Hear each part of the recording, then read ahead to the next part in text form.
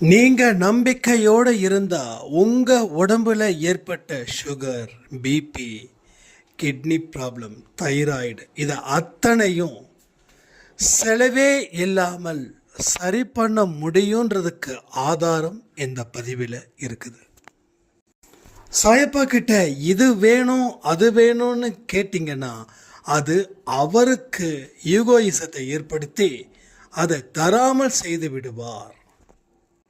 அதற்கு மாற்றாக இதை மட்டும் கேட்டுட்டோம் அப்படின்னா உங்களுக்கு தர வேண்டியதை ஒரு சொட்டு வீணாக்காமல் அத்தனையும் உங்களுக்கு தருவார்.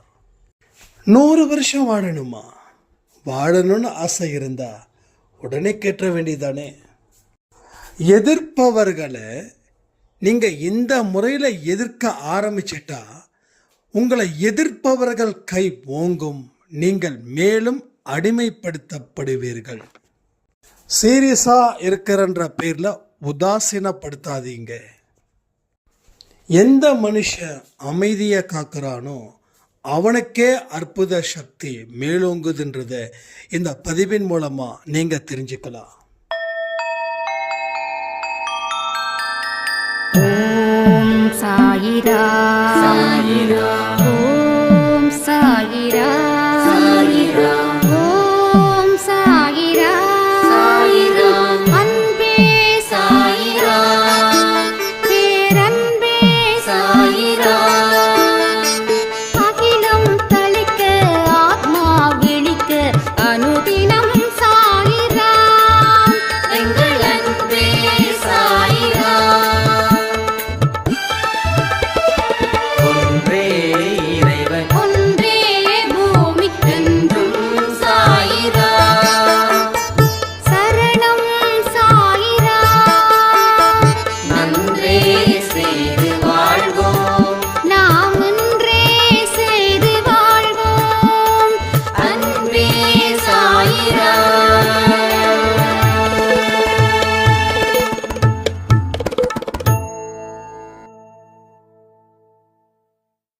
சாயிரா. என் உயிரின் உயிரானவர்களே,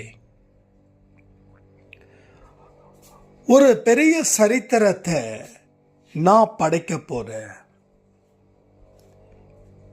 என்னுடைய கண்ணீருக்கு கிடைச்ச காணிக்கை தான் இந்த வாழ்க்கை.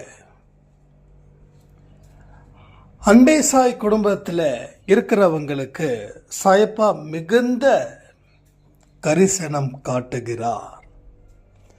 தொடர்ந்து நாம ஜெயிக்கணும் அப்படின்னா அன்பே சாய் ஆடியோ பதிவுகளை நாம கேட்கக்கூடியவர்களாக இருக்கணும் அப்படின்னு ஒரு சாய்ராம் சொன்னாங்க. இன்னொரு சாய்ராமுடைய சந்தேகம் என்ன அப்படின்னா, எது நடந்தாலும் அமைதியா இருங்க அப்படின்னு சொல்றீங்க. ஆனால் அமைதியாக இருக்க முடியாத அளவுக்கு இங்கே சூழ்நிலை இருக்கே. அப்போ அந்த சூழ்நிலையை கருத்தில் கொண்டு நான் பொங்கி எழ வேண்டிய ஒரு அவசியமும் ஒரு நிலைமையும் இருக்குது. இதை நான் எப்படி ஹேண்டில் பண்ணுறது அப்படின்னும் ஒரு சாய்ராமுடைய கேள்வியாக இருக்கு. இதற்கு இந்த பதிவு மிகப்பெரிய ஒரு மாற்றத்தை ஏற்படுத்தும். வாழ்க்கையில் ஜெயிக்கணும் அப்படின்னா என்ன தெரியுமா செய்யணும்? சைலண்டாக இருக்கணும். நீங்கள் எந்த அளவுக்கு அமைதியை கடைப்பிடிக்கக்கூடியவர்களா இருக்கிறீர்களோ அந்த அளவுக்கு வெற்றி உங்கள் வசப்படும். வெற்றியை நீங்கள் எளிதில் அணுக முடியும். நீங்கள் சாதிக்கக்கூடியவர்களாக வாழ முடியும். கடவுள் உங்கள் வீட்டில் உட்கார்ந்து உங்களுக்கு தேவையான அத்தனையும் செஞ்சு கொடுப்பாருன்றதை நான் இங்கே உறுதியாக சொல்கிறேன். எதிர்த்து நின்று போராடுவது நமது வேலை அல்ல. யாரையும் பழி வாங்கிறதுன்றது நமது வேலை இல்லை. உங்களை பெரிய அளவில் உசுப்பேத்தி காண்டேத்தி உங்களுடைய அமைதியை குலைச்சி நீங்கள் வெறிப்பிடித்த மிருகங்களாக மாறணும்னு உங்களுக்கு எதிராக இருக்கிறவங்க சதி பண்ணுறாங்கன்னு நினச்சிக்கோங்க. ஏன்னா ஒவ்வொரு வார்த்தைகளும் உங்களையே வந்து தாக்கும். ஒரு மனுஷன் ரொம்ப தீயவராக இருந்தாலும் நீங்கள் அந்த மனுஷன்கிட்ட சண்டை போட்டிங்கன்னா அந்த மனுஷனுடைய வார்த்தையும் நீங்கள் அந்த மனுஷனுக்கு எதிராக சொன்ன மோசமான வார்த்தைகளும் உங்களை வந்து கொல்லும். அப்போ கடவுள் யாரை எதிர்த்து போராட சொல்கிறார் தெரியுமா? தீய எண்ணங்களை எதிர்த்து நீ போராடு. உனக்குள்ள தீய எண்ணங்கள் வராமல் இருக்க நீ பாடுபடு. உன்னுடைய வாழ்க்கையில் நடக்கக்கூடிய விஷயத்தை மட்டும் பாரு. யார் உன்னை தொல்லை பண்ணாலும் தொந்தரவு செஞ்சாலும் நான் ஒருத்தன் இருக்கிறேன்னு நினச்சி நீ வாழ்ந்துடுன்றார். இதை செய்ய முடியும் அப்படின்னா வெற்றி உங்கள் வசப்படும். இங்கே வெற்றி ரொம்ப பெருசு, ரொம்ப கஷ்டம், நடக்காது. ஏன்னா கர்மா அவ்வளவு இருக்கு. மோசமான பாவங்களை நான் செஞ்சிருக்கேன்னு சொல்கிறாங்க, சாபம் இருக்குதுன்னு சொல்கிறாங்க. எஸ், சாபம் இருக்கு, மோசமான பாவங்களும் செஞ்சுருக்கீங்க. அதனுடைய வெளிப்பாடு தான் உங்களுக்கு வரக்கூடிய துன்பம். அப்போ உங்களுக்கு ஒரு மனுஷன் எதிராக செயல்படுறான் அப்படின்னா அவன் விருப்பத்தின் பேரில் செயல்படலை, உங்கள் கர்மா ஆட்டி வைக்கிறத அவன் ஆடிக்கிட்டு இருக்கான், அவ்வளோதான். அப்போ உங்கள் கர்மா நல்ல கர்மாவாக இருந்துச்சு அப்படின்னா அந்த உங்களுக்கு எதிராக இருக்கிறானே அவன் உங்களுக்கு நண்பனாக இருப்பான், உங்களுக்கு உயிருக்கு உயிரானவனாக அவன் இருப்பான். இதுதான் இங்கே தெரிஞ்சுக்க வேண்டிய பாடம். இதுதான் நம்ம சொல்லியிருக்கோம் நிறைய பதிவில். இப்போ வாழ்க்கையில் சரித்திரம் படைக்க முடியும்னு ஒரு சாய்ராம் சொல்கிறாங்க. ஆனால் வாழ்க்கையில் எதிர்த்து நின்று எப்படி பேசாமல் இருக்குதுன்னு இன்னொரு சாய்ராம் கேட்குறாங்க. அப்போ சரித்திரம் படைத்த சாய்ராம், சரித்திரம் படைக்க போறன்ற சாய்ராமுடைய வாழ்க்கையிலையும் இந்த மாதிரியான பல சம்பவங்கள் அவங்க வாழ்க்கையில் நடந்திருக்குது. கணவர் அவங்கள எட்டி தான் உதைப்பாரா? கணவர் அவங்கள எட்டி உதைப்பார். ஏன்னா கணவர் அவருங்க அந்த அம்மா சொல்கிறாங்க, நான் ரொம்ப அழகாக இருப்பேன், அழகாக இருந்ததால தான் அவர் என்னை கல்யாணம் பண்ணார். அப்போது அவருக்கு என்னோட அழகு மேலே ஒரு சந்தேகம், ஒரு பொறாமை, என்னை அடக்கி ஆளணும்னு நினைக்கிறாரு. அதனால் என்னை எப்போ பார்த்தாலும் உடல் ரீதியாக மன ரீதியாக துன்புறுத்திக்கிட்டே இருந்தார். தினம் தினம் தினம் செத்து செத்து நான் பொழைச்சேன். அதற்கப்புறம்தான் அவங்க வாழ்க்கையில் நிறைய மாற்றங்கள் வந்தது. இவங்க சொந்தக்காரவங்க இவங்க வீட்டுக்கு வந்து இந்த விஷயத்தை நேர்கிணராக பார்க்கும்போது அவங்க போலீஸில் கம்ப்ளைண்ட் பண்ணதால் போலீஸ்காரவங்க வார்ன் பண்ணிட்டு போயிருக்காங்க அவங்க கணவரை. இப்போ அவங்க கணவர் இந்த அம்மாவை பார்த்து பயந்து இருக்கிறாங்க. ஆனால் இவங்களுக்கோ இத்தனை நாள் வந்த அடியும் உதையும் எனக்கு இப்போ இல்லை. அவரே கணவரே சொல்கிறாரு, இனிமே நான் உன்னை எந்த இடத்துலையும் சித்திரவதை பண்ண மாட்டேன், ஆனால் என்னை மட்டும் விட்டுட்ட மட்டும் நீ போயிடாத அப்படின்னாரு. இல்லை, இனி அது மாதிரி நான் உங்களை விட்டுட்டு போக மாட்டேன், நான் அப்படிப்பட்ட மனுஷியும் இல்லை, என்னை நம்புங்க, நான் சாயப்பா குடும்பத்தில் இருந்து வந்தவள் அப்படின்னு சொல்லி கற்பூரம் அனைத்த சத்தியம் செய்து அப்படின்னு கிட்டத்தட்ட 10 வருஷமாக அந்த அடி உத எவ்வளவு கஷ்டப்பட்டிருப்பாங்க யோசிச்சு பாருங்களேன். ஸோ அந்த மாதிரி ஒரு கஷ்டத்தில் இருக்கிறவங்க சரித்திரம் படைக்க முடியும்னு நம்புறதுக்கு ஒரே காரணம் அமைதி காத்தாங்க. அப்போ கடவுள் என்ன பண்ணுறாரு, அங்கே தான் நம்ம சாயப்பா வந்து நிற்கிறாரு. உனக்கு யார் என்ன பிரச்சனை பண்ணாலும் நீ அவங்க கிட்ட சண்டை போட வேண்டிய அவசியம் உனக்கு இல்லை. நீ கையை கட்டி வாயை மூடி உன்னோட வேலையை மட்டும் பாரு. யாரை எந்த ரூபத்தில் எப்படி அடைக்கணுமோ அப்படி எனக்கு அடைக்க தெரியும்.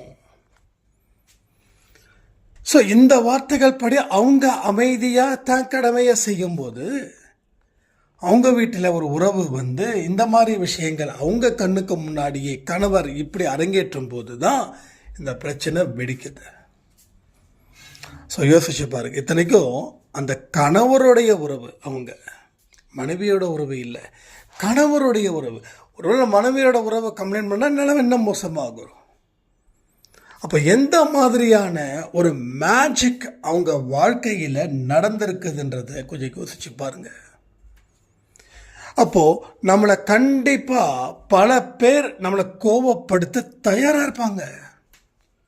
அது உங்கள் வீட்டிலையும் சரி, நீங்கள் வேலை பார்க்குற இடத்துலையும் சரி, நீங்கள் முதலாளியாக இருந்து உங்களோட காம்படிட்டர்ஸ் யாராவது இருந்தாலும் சரி, இல்லை உங்கள் தொழிலாளியாக இருந்தாலும் சரி, இல்லை பக்கத்து கடைக்காரராக இருந்தாலும் சரி, இல்லை பக்கத்து வீட்டுக்காரராக இருந்தாலும் சரி, டெஃபினெட்லி அவங்க உங்களுக்கு ட்ரபிள் கொடுப்பாங்க. அப்போது நாம் அவங்க ட்ரபிள் கொடுக்குறாங்கன்றதுக்காக நாமளும் ஈக்குவலண்ட்டாக ட்ரபிள் கொடுத்தோம் அப்படின்னா நாம் நம்ம நம்பிக்கையை இழந்து தான் போவோம். ஏன்னா நான் வானத்தை பார்த்து எச்சி துப்புனா அந்த எச்சி என்னோட மூஞ்சில தானே வேணும். அதே போல தான் இங்கேயும் ஒருத்தன் எதிர்க்கிறான்னா நானும் அவனை எதிர்ப்பேன், ஒருத்தன் என்னை கேவலமாக பேசுகிறான்னா நானும் அவனை கேவலமாக பேசுவேன். அப்படின்னா நம்ம அண்ணாந்து பார்த்து எச்சி துப்புவதற்கு சமம். ஸோ முட்டாள் அப்படி செய்ய மாட்டான். அப்போ கடவுளுடைய அன்பு குழந்தைகள் எதிர்த்து நின்று வாதாட கூடாது, வாதாட மாட்டார்கள். ஏன்னா வாதாடுவதால எந்த பயனும் எந்த பலனும் இல்லைன்னு சொல்லிட்டார் சாய்பா. ஒருத்தன் உங்களை அழிக்கணும்னு நினைக்கிறவன் உங்களோட நல்ல கருத்துக்களை எப்படி அவன் ஓகே பண்ணுவான்? அப்போ அவனுக்கு அறிவு இல்லை, அப்போ நமக்கு அறிவு இருக்குல்ல. நம்மளை எதிர்க்கணும்னு நினைக்கிறவன் நம்மளுடைய நல்ல செயல்களை கூட அதை மோசமான செயல் அப்படின்னு நினைக்கத்தான் செய்வான். ஒன்றும் இல்லை, நீங்கள் விரும்பி ஒருத்தவரை கல்யாணம் பண்ணியிருப்பீங்க. அவர் சொல்லியிருப்பார், இதனால தான் நான் உன்னை விரும்பினேன். ஆனால் உங்களை பிடிக்கல, காரணத்தை சொல்லணும். எதனால் உங்களை விரும்பினாரோ அதனாலேயே நான் உன்னை வெறுக்கிறேன்னு சொல்லுவாரா மாட்டாரா? அப்போது அவங்களுடைய தாட்டு என்ன அப்படின்னா சஜஷனில் இல்லை, கன்ஃபார்ம் பண்ணுறாங்க நீங்கள் வேண்டான்னு சொல்லி. உங்களை காயப்படுத்தி உங்களை நஷ்டப்படுத்தி அவங்கள விட்டு போகணுன்றதுக்கான ஒரு சில தந்திர வேலைகளை அவங்க செய்யும்போது நீங்கள் எதிர்த்து நின்று போராடி நான் நல்லவன், நான் சுத்தமானவன் இதை நிரூபிக்க வேண்டிய அவசியமே கிடையாது. வாழ்க்கையில் நிறைய பேர் நிறைய நேரத்தை எப்படி செலவு பண்ணுறாங்க தெரியுமா? இந்த வேலை தான் அவங்க செலவு பண்ணுறாங்க. என் கணவருக்கு நான் எவ்வளவு தான் அன்பை சொல்லி புரிய வச்சாலும் புரிய மாட்டேங்குது. அப்போ நீங்கள் அன்பை சொல்லி புரிய வைக்கிறதுக்கு எடுத்துக்கிட்ட காலம் திருப்பி கொடுக்குமா? அப்போ உங்கள் முன்னேற்றம் என்ன ஆகிறது? ஸோ யாரும் யாருக்காகவும் ப்ரூஃப் பண்ண வேண்டிய நெசசிட்டி இல்லை. ஏன்னா இறைவனுடைய சட்டத்தின் படி தான் இங்கே நாம் வாழ்ந்துக்கிட்டு இருக்கோம். ஸோ இறைவனோட சட்டம் என்ன சொல்லுதோ அந்த சட்டத்தின் படி வாழ்க்கையை வாழுங்க. உங்களை நம்புகிறவங்க நம்பட்டும், நம்பாதவர்கள் நம்பாமலே போகட்டும். அதனால் யாருக்கு லாபம்? அப்போ உங்கள் வாழ்க்கையில் எதிர்த்து நின்று பேசுகிறதால எந்த விதத்தில் எந்த பலனும் இல்லை. அதை தான் நான் இவ்வளோ தூரம் சொல்லிகிட்ருக்கேன். இதற்கப்புறமா நான் எதிர்த்து தான் நிற்பேன், நான் பேசுவேன். நான் பேசலைன்னா அவங்க என்னை இன்னும் ஜாஸ்தி என்னை ஃபோக்கஸ் பண்ணுவாங்க அப்படின்னு நினச்சா நீங்கள் பேசுங்க. ஒன்று உங்கள் தொண்டை வத்தி போகும், உங்கள் தொண்டையில் காயம் ஏற்படும். ஏன்னா எமோஷ்னலான வார்த்தைகள் வெளியில் வருதுன்னா அந்த வார்த்தைகள் உள்ளே எவ்வளவு ஒரு ரணத்தோட, எவ்வளவு ஒரு எரிச்சலோட, எவ்வளவு ஒரு நெருப்போட அது இருக்குன்றதை நீங்கள் மறக்காதீங்க. வாழ்க்கையில் 100 வருஷம் வாழணும். This is our target. அன்பை சாய் குடும்பத்தில் நான் ஒன்று சொல்லவா? சொல்லும்போது ஞாபகம் வருது. 60 தாண்டின ஒரு அம்மா, ரொம்ப ஹெவி ப்ரெஷர், சுகர் எல்லாமே ஜாஸ்தி, கிட்னி ஆல்சோ கொஞ்சம் ப்ராப்ளம்ஸ் இருக்குது.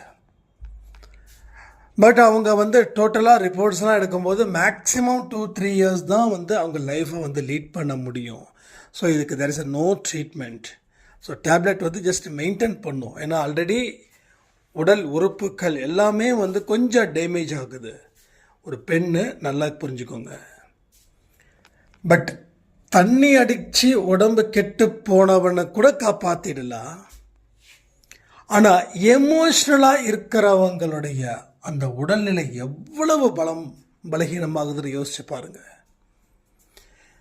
there is a full and full is emotional. உங்கள் லைஃப்பை எமோஷ்னலாகவே அந்த லைஃப்குள்ளே அவங்க வாழ்ந்துட்டு இருக்காங்க. ஒரு நெருப்பு எரியிற இடத்துல நாம் இருக்க முடியுமா? சரி, அதுக்காக அதிகமான பனிப்பொழிவு இருக்கிற இடத்துல நம்ம இருக்க முடியுமா? அப்போ அதிகப்படியான உஷ்ணமும் அதிகப்படியான குளிர்ச்சியும் நம்மால இருக்க முடியாது. ஏன்னா உடம்பு ஏற்றுக்காது. அதனால தான் சொல்ல, குடிகாரவர்கள் கூட வாழ்ந்துடுறாங்க. ஆனால் குடிக்காமல் இருக்கக்கூடிய பெண்கள் அவர்கள் எமோஷ்னலாகவே இருக்கிறாங்க. அந்த எமோஷ்னலால் அவங்களுடைய மனசில் இருக்கக்கூடிய பாரம் அதிகரித்து உடல் உறுப்புகள் அத்தனையும் அது சிதைக்கின்றது. அதுக்கப்புறம் அவங்க டெஸ்ட் எடுத்து பார்த்துருக்காங்க. டெஸ்ட் எடுத்து பார்க்கும்போது டாக்டருக்கு ஒரு பெரிய மிராக்கள். என்னாச்சு தெரியுமா? என்னது, போன தடவை டெஸ்ட் எடுக்கும்போது ஒரு 6 மந்த்துக்கு முன்னாடி இந்த ரிப்போர்ட்ஸுக்கும் இப்போ இருக்கக்கூடிய ரிப்போர்ட்ஸுக்கும் ஒரு 30-40% வில் இம்ப்ரூவ். அதாவது 30-40% அவங்க உடல் நிலை இம்ப்ரூவ் ஆயிருக்கு.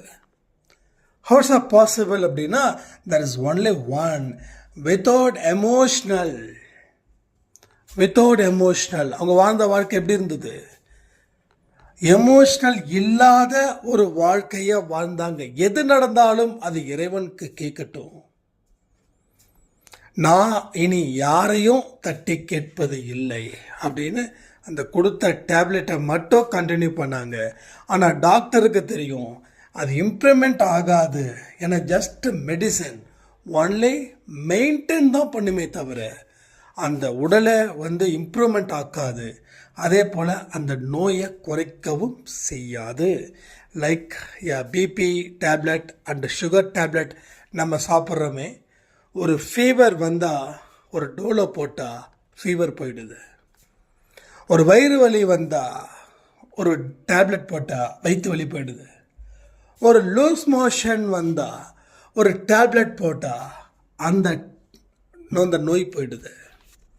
நல்லா புரிஞ்சுக்கோங்க, நோய் இருந்து மாத்திரை சாப்பிட்டா அந்த நோய் தீரும். லாஜிக்கா இல்லையா? திஸ் இஸ் அ லாஜிக் இல்லையா? ஸோ என்ன டேப்லெட் போட்டாலும் நோய் இருந்தால் தான் அந்த மாத்திரை போட்டால் நோய் போகும். அப்போ இந்த சுகர் பிபி இதெல்லாம் நோயான்னு கேட்டால் there is a no disease. இது டிசீஸ் கிடையாது. இது நம்ம லைஃப் ஸ்டைலில் நடந்த மாற்றத்தால் ஏற்பட்ட ஒரு அழுத்தம். 10 வருஷமாக நீங்கள் பேபி மாத்திரை போடுறீங்க, இல்லை 20 வருஷமா, போத் பிபி மாத்திரை அண்ட் சுகர் மாத்திரை. ஸோ அது நோயாக இருந்தால் நீங்கள் சாப்பிட்ட இத்தனை வருஷம் மாத்திரை போட்டுக்கிறதுக்கு ஏன் அந்த நோய் சரியாகலைன்னா அது நோயே கிடையாது. அது நோயே கிடையாது. நம்ம லைஃப் ஸ்டைலில் ஏற்பட்ட ஒரு மாற்றம், அந்த மாற்றம் மன அழுத்தத்தை ஜாஸ்தி கொடுத்தது. உணவு கட்டுப்பாடை மீறி நாம் சாப்பிட்டோம். இயற்கைக்கு எதிரான உணவுகளை நாம் உண்டோம். என்ன இயற்கைக்கு எதிரான உணவுகள்? ஒன்று சொல்லட்டுமா?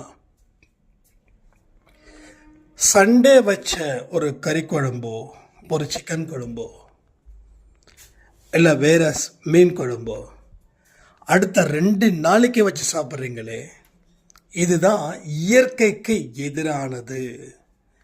சமைச்ச உணவை 4 மணி நேரத்துக்குள்ளே சாப்பிடணும். என்னைக்கு ஃப்ரிட்ஜு வந்ததோ அன்னைக்கே உடம்பு செத்து போயிடுச்சு. ஃப்ரிட்ஜில் வைக்கிற பொருளும் ஃப்ரீசரில் வைக்கிற பொருளும் ஒன்று. ஃப்ரீசரில் என்ன வைப்பாங்க? டெட் பாடியை வைப்பாங்க. அதே போல் தான் ஃப்ரிட்ஜிலையும் நாம் இந்த ஃபுட்டை வைக்கிறோம். ஸோ அந்த ஃபுட்டு ஃப்ரிட்ஜில் இல்லாமல் வெளியில் இருந்தால் அது கெட்டு போயிருக்கும். So like a dead body, ஞாபகம் வச்சுக்கோங்க. உங்கள் ஃப்ரிட்ஜில் என்னென்ன திங்ஸ் இருக்குதோ இதுதான் எல்லாம் it's like a dead body, எவ்வளோதான். ஃபாரின் இருக்காங்க, அவங்க வர்றதுக்கு 2 நாள் ஆகும், 3 நாள் ஆகும். ஃப்ரீசர் பாக்ஸில் வை, அந்த சில்னஸ் வேணும் அந்த பாடிக்கு. இதை சொல்ல உடனே பயப்பட வேண்டாம். ஜஸ்ட் லைக் தட், ஒரு எக்ஸாம்பிள்ஸ், அவ்வளோதான். அப்போ லைஃப் ஸ்டைலை நீ மாத்தின, இயற்கைக்கு எதிராக செயல்பட்ட. இன்னைக்கு ஏன் இவ்வளவு வெப்பம்? ஏன்னா நிறைய மெஷினரி, நிறைய இண்டஸ்ட்ரீஸ் வந்துடுச்சு. அப்போ டெவலப்மெண்ட் ஆக வேண்டாமா? மனுஷன் 40-50 வயசில் செத்து போனால் எதுக்கு டெவலப்மெண்ட்டுன்னு எனக்கு தெரியல. அதுக்காக நான் மாடர்ன் லைஃபுக்கு எதிரானவே இல்லை. தேவைதா அளவுக்கு மீறி இருந்துச்சுன்னா, மனுஷன் 40 தாண்டினதுக்கு அப்புறம் மரணம் அடைஞ்சிட்டானா என்ன பண்ண முடியும்? ஸோ எல்லாத்துலேயும் மனுஷனுடைய உயிரும் முக்கியம், மனுஷனுடைய உணர்வும் முக்கியம். அந்த உணர்வும் உயிரும் இருந்தால் தான். ஏன்னா மனுஷனை சுற்றி தான் இன்னைக்கு நாடு. ஒரு சிங்கத்தை சுற்றியோ, ஒரு புலியை சுற்றியோ, ஏன் வீட்டில் இருக்கக்கூடிய பள்ளி கற்பாம்பூச்சை வச்சியோ இன்னைக்கு உலகம் இல்லை. 6 அறிவு எவனுக்கு இருக்குதோ அவன்தான் நாட்டை ஆள்றான். 5 அறிவு விளங்க நாட்டோட பிரதமரை உட்காருன்னு சொல்லிட முடியாது, நாட்டோட சிஎம்மா உட்காருன்னு சொல்லிட முடியாது. ஏன்னா கடவுளுடைய படைப்பில் பிரம்மாண்டமான படைப்பு, அதிசயமான படைப்பு மானிட பிறவி. அரிது அரிது மானிடராய் பிறப்பது அரிதுன்னு பெரிய அவ்வையா சொன்னாங்களா? சொல்லலையா? அப்போ நம்ம லைஃப் ஸ்டைலை நமக்கு தகுந்தது போல நாம் பயன்படுத்திக்கிட்டதால வந்த ஒரு ரியாக்ஷன் கூட வச்சுக்கலாம். அதுதான் இன்னைக்கு இருக்கக்கூடிய பிபி அண்ட் சுகர்.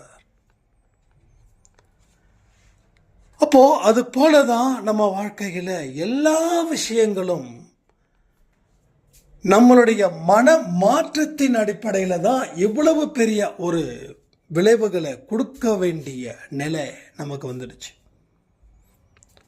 ஸோ கடவுளுக்கு கண்ணு இருந்தும் காது இருந்தும் நம்ம பிரச்சனைகளை பார்க்கல அப்படின்னு நாம் நினைக்கிறோம்.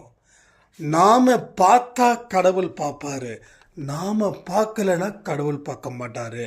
லைக் எ மிரர் சொல்லியிருக்கேனா இல்லையா? கண்ணாடிக்கு முன்னாடி நீங்கள் உங்கள் உருவத்தை பார்த்தீங்கன்னா, நீங்கள் அசைஞ்சா அந்த கண்ணாடியில் இருக்கக்கூடிய உங்கள் உருவம் அசையும். நீங்கள் நின்னா அது நிற்கும். ஸோ கடவுளும் அப்படிதான். நீ எதை கையில் எடுக்கிறையோ அதை அவர் கையில் எடுப்பார். அப்போ எதை கையில் எடுக்கணும்னு முடிவு பண்ணுறது நீயா இருக்கணுமே தவிர வேற ஒருத்தர் இதை எடுன்னு சொல்லக்கூடாது. ஆனால் இன்னைக்கு உலகத்தில் இருக்கக்கூடிய நடைமுறை என்ன தெரியுமா? அவன் ஜெயிச்சான், அவன் இதை கையில் எடுத்தான், நான் கையில் எடுத்தேன், ஆனால் நான் தோத்துட்டேன், அவன் ஜெயிச்சிட்டான். ஏன்னா அவனுக்கு தேவையானதை அவன் எடுத்தான். உனக்கு தேவையானதை நீ எடுத்திருந்தா நீ வாழ்க்கையில் ஜெயிச்சிருந்திருப்ப. அப்போ நாம் செய்த பல விஷயங்கள் தான் இன்னைக்கு எதிர்வினையை ஆற்றிக்கொண்டு உள்ளது. அப்போ அடுத்தவனை எதிர்க்கணும் அப்படின்னா நீ எமோஷனல் லைஃப்ல வாழ்ந்துட்டு இருக்க. அவனை எதிர்க்கவே முடியாது. அவன் எரிமலை. அவனை தகர்க்கணும் அப்படின்னா இன்னொரு எரிமலையால் மட்டும்தான் முடியும். அந்த எரிமலை அவனை விட பலமான எரிமலையாக இருக்கணும். அப்போ யார்? கடவுள் தானே. இப்போ யார் என்ன சொன்னாலும் சரி, ஒரே ஒரு smile, just like leave it, அவ்வளோதான். கடவுளே நீ பார்த்துக்கோ சொல்லக்கூடாது. நீங்கள் சொல்லினா கடவுள் கேட்க மாட்டார். நீங்கள் ஸ்மைல் பண்ணிட்டு மட்டும் போயிடுங்க, அவர் கேட்பார். ஏன்னா கடவுளுக்கும் மனுஷனாக இருக்கக்கூடிய நீங்களே உங்களுக்கு இவ்வளோ ஈகோ இருக்கும்போது கடவுளுக்கு ஈகோ இருக்கக்கூடாதா? ஆனால் ரியாலிட்டி பார்த்தீங்கன்னா கடவுளுக்கு ஈகோ இல்லை. நான் உங்களுக்கு புரிய வைக்கிறதுக்காக முயற்சிகள் பண்ணுறேன். ஒன்றும் இல்லை, பையன் சொல்கிறத அப்பா கேட்க மாட்டார். ஏன்னா நீ என்னோட பையன், நீ சொல்லி நான் கேட்கணுமா? நிறைய வீட்டில் அப்பாவுக்கும் பையனுக்கும் இந்த பிரச்சனை வருதா இல்லையா? அப்பாவுக்கு பொண்ணுக்கும் கூட நிறைய விஷயங்கள் ஒத்து போகும். ஆனால் அப்பாவுக்கு பையனுக்கும் எந்த விஷயமும் ஒத்து போகாது. ஒரு சிங்கமும் ஒரு பாம்பும் ஒரு சிறுத்தையும் இருந்தால் என்ன இருக்குமோ, கீரிப்பிள்ளைக்கும் இருந்தால் எப்படி இருக்குமோ, அதுங்க அடிச்சுக்குங்க, இவங்க அடிச்சுக்க மாட்டாங்க, அவ்வளோதான். ஸோ இந்த ரீசன் தான். ஸோ அது போல தான் கடவுள்கிட்ட, இந்த பார் எனக்கு அவர் பிடிக்கல அதனால் முடிச்சுட்டு அப்படின்னு சொல்லிட முடியாது.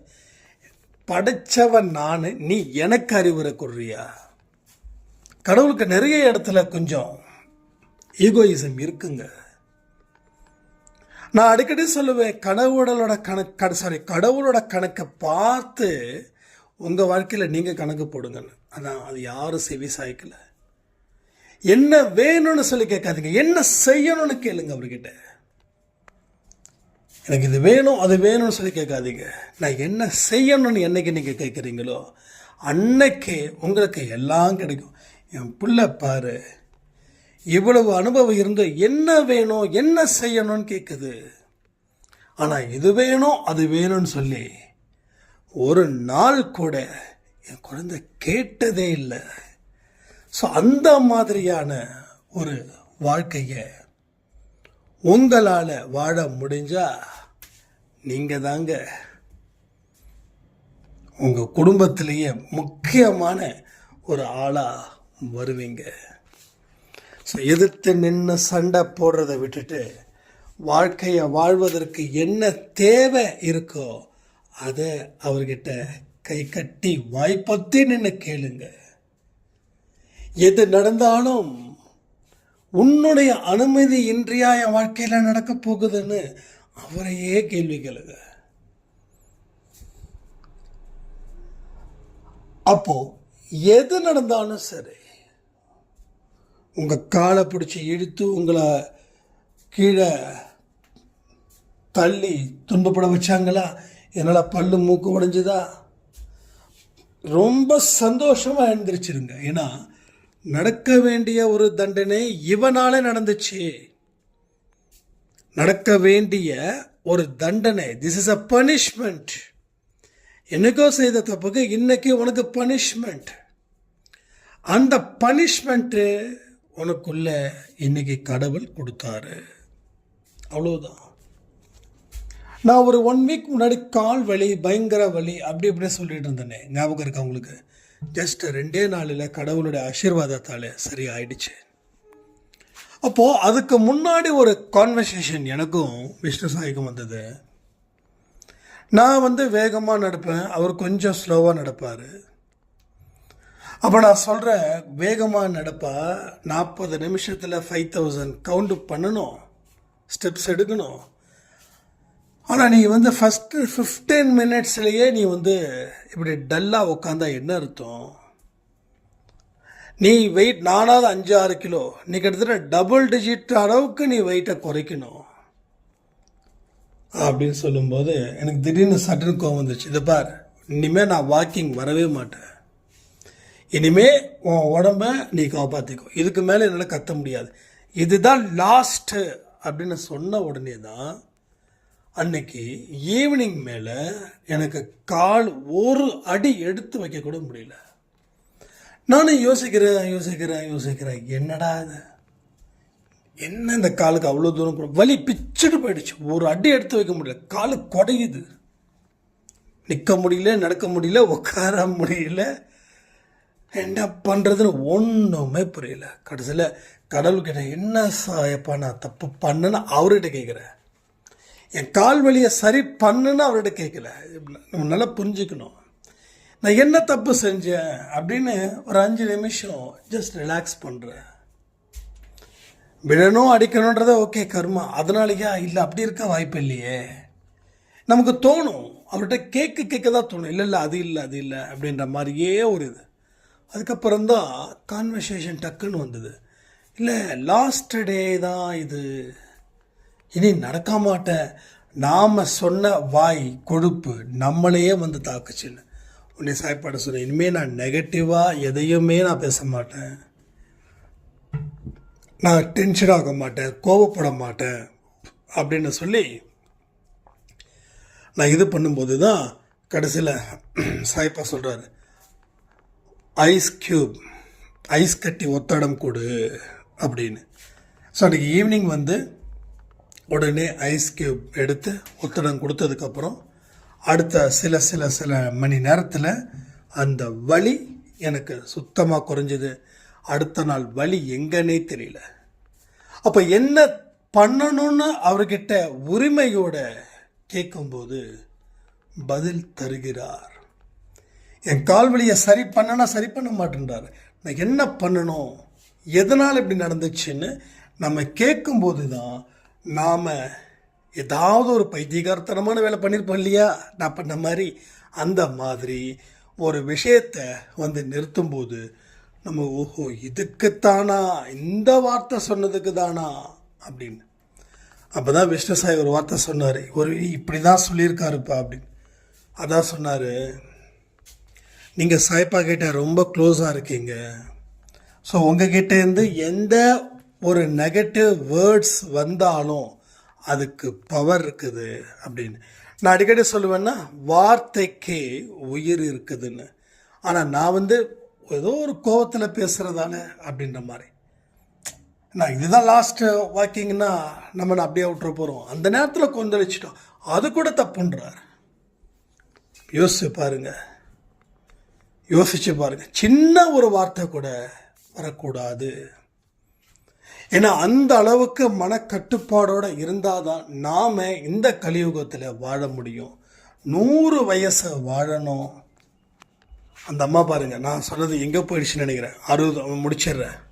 60 ப்ளஸ் ஆன அம்மா திடீர்னு வந்து இப்படி என்னென்னமோ பண்ணி கடைசியில் ஸ்ட்ரெஸ்ஸு அது இதாகி அதுக்கப்புறமா அவங்களுடைய பக்கத்து வீட்டில் இருக்கிறவங்க சாய்ப்பாட டிவோட்டி,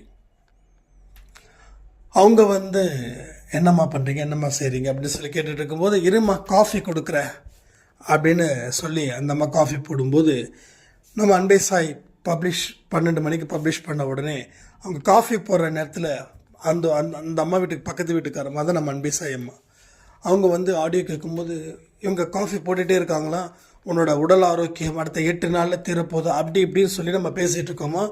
பேச அவங்க வந்து காஃபி கொடுத்ததுக்கப்புறம், யார் என்னது என்ன சாமியார் பேசுகிறாரு அப்படின்னு. இல்லைம்மா சாமியார்லாம் இல்லை, நம்ம பையன் பேசுகிறான், நம்ம பையன்மா அப்படின்னு அவங்க சொன்னாங்க. சாய்ராம் நான் தப்பாக நினச்சிக்காதீங்க, நான் எங்கே போனாலும் உரிமையாக என் பையன் என் புள்ளன்னு தான் நான் சொல்லுவேன். என்னுடைய பொண்ணுக்கிட்டேயும் என்னுடைய மருமங்கிட்டையும் என் புள்ள இருக்கிறான், அவன் என்னை காப்பாற்றுவான், எதனா தூக்கி போட்டு போயிடுவான் அப்படின்னு தான் நான் சொல்லுவேன், தப்பாக நினச்சிக்காதீங்கன்னு சொல்லி இது மாதிரி சொன்னாங்க. அப்போ தான் வந்து அவங்க அந்த ஆடியோவை கேட்க ஆரம்பிக்கிறாங்க. அப்போ நம்ம வந்து ஒவ்வொரு விஷயமா சொல்கிறோம், எமோஷ்னல் வேண்டாம், அது வேண்டாம், இது வேண்டாம், அப்படி இருக்கணும், இப்படி இருக்கணும்.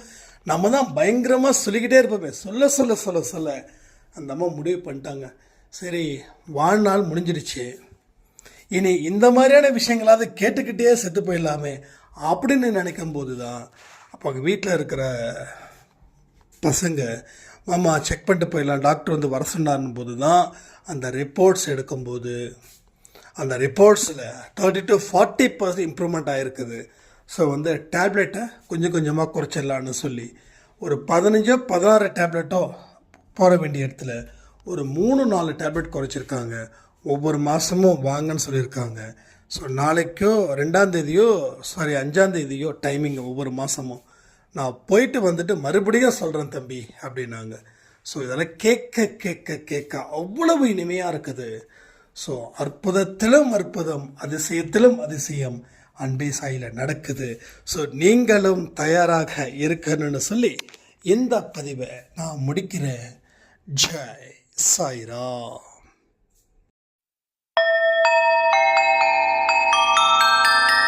ஓம் சாயிரா சாயிரா ஓம்